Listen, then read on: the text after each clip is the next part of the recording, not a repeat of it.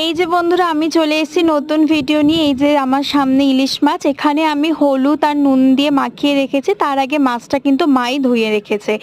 আজকে কিন্তু ইলিশ মাছটা মা বানাচ্ছে, আমি শুধু এমনি ভিডিওতে এসে গেছি।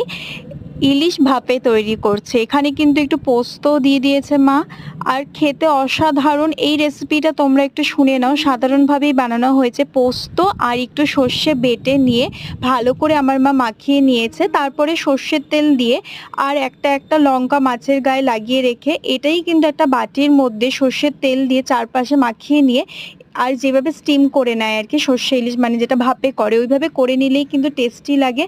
খুবই অসাধারণ একটা রেসিপি, তোমরা সবাই বানিয়ে খেতে পারো। আর এই ভিডিওটা কেমন লাগলো সবার সেটা আমাকে জানাতে অবশ্যই ভুলিও না।